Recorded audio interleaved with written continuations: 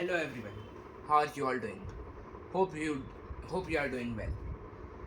Do you want to get A stars in all your subjects of IGCSE? So here is the roadmap you need to follow to get these A stars, curated by your own maths and science genius, which is me, Devansh Rathi.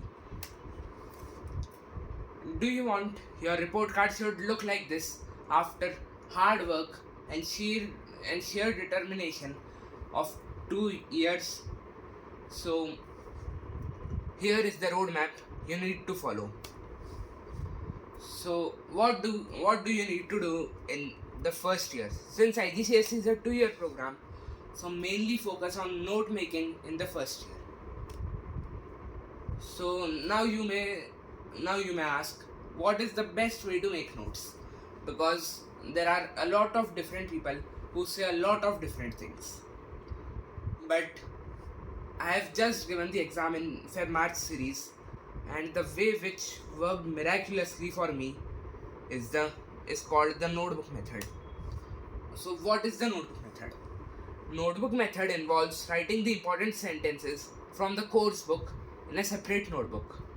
Does it sound too bookish?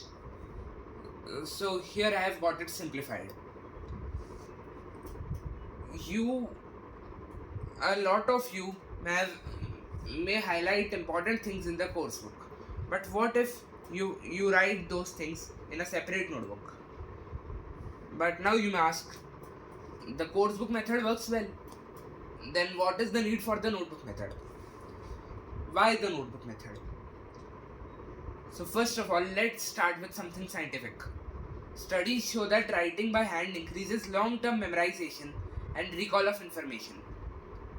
Moreover, highlighting 70 to 80% of a text often fools a lot of students, which may be a lot of you, who highlight 70 to 80% of the text in a course book and think we'll memorize all of this before the exam.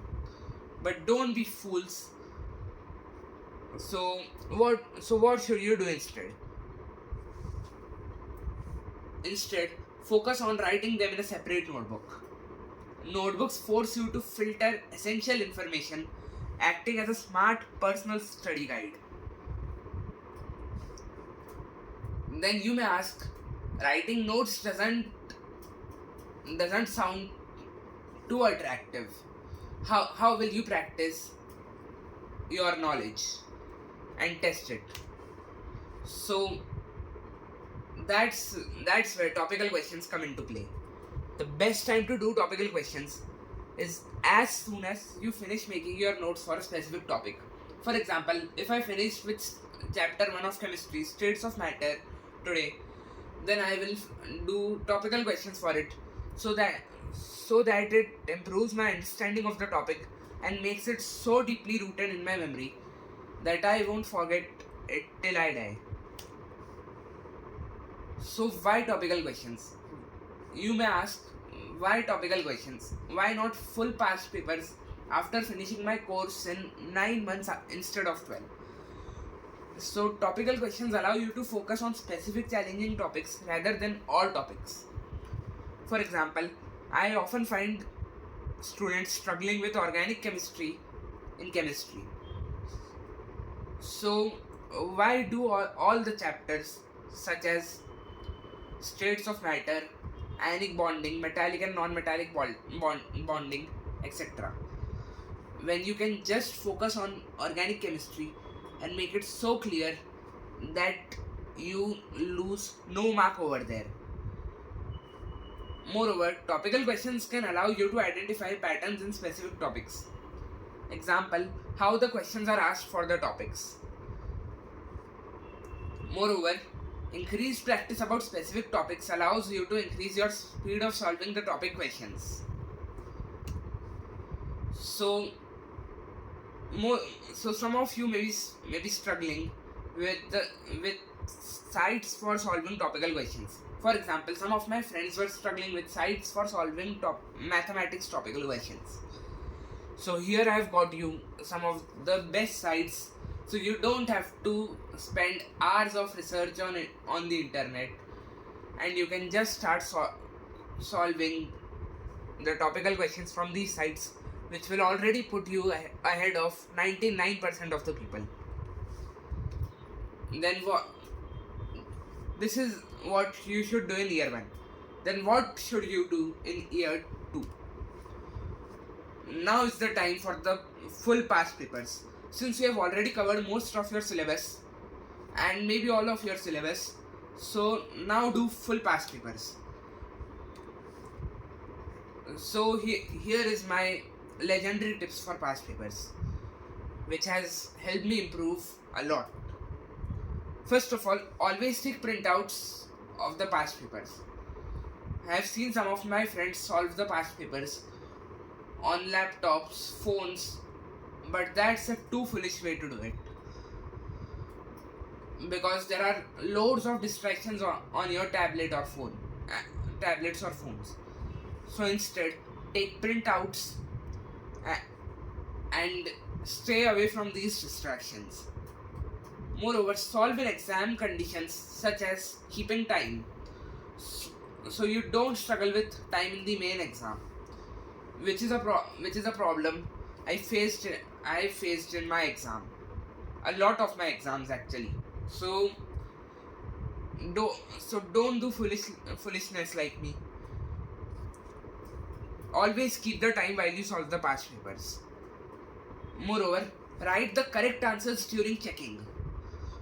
Most of you just put a tick and cross and move over to the next past paper.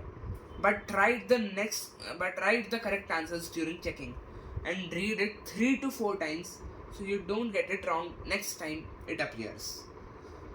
Moreover, keep a file of the papers. A method I had tried and it worked really well for me. Follow these steps until 1 week remains for the IGCSE exam. But then what should you do 1 week before the exam? First of all, do not solve full past papers immediately.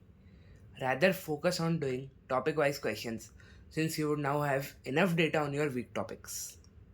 For example, if I found out that in physics I am particularly weak in space physics and my strong point is the numericals, so I would not focus on numericals right now.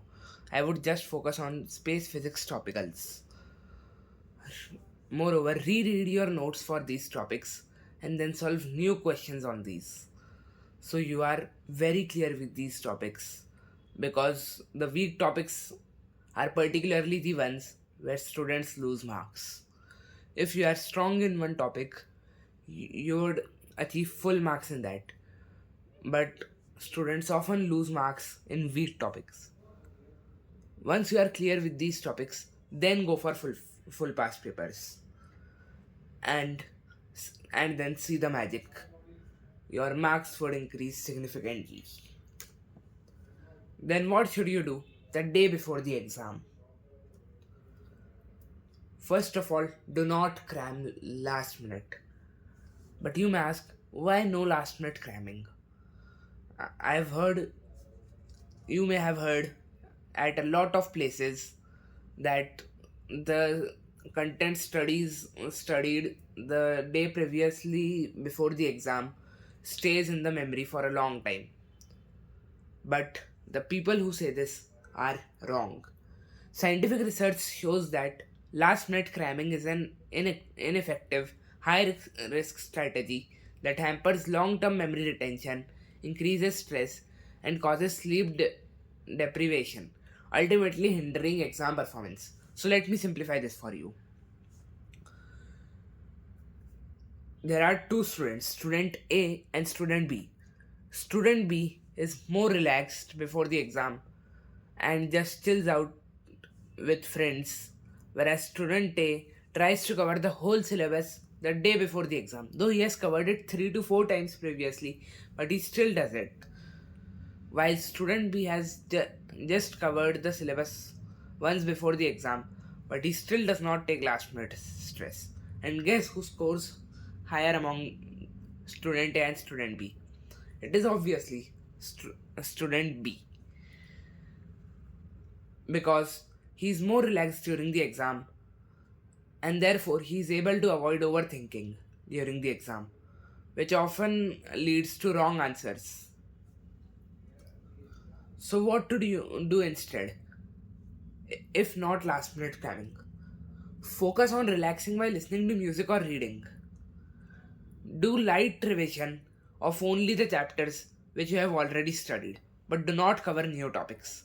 For example, if you have studied only chapter 1 to 9 out of a 10 chapter syllabus, so only revise chapter 1 to 9. Do not touch chapter 10, or else it will also affect your performance in chapter 1 to 9, and chapter 10 will still be bad. Let's get A star by following this map. Collaborated by Maths and Science Genius, which is me, Devansh Rathi. Do make sure to subscribe to be a part of the A star squad. Do like the video. If you have any doubts regarding this roadmap, do comment, and I will try to reply ASAP. Thank you all.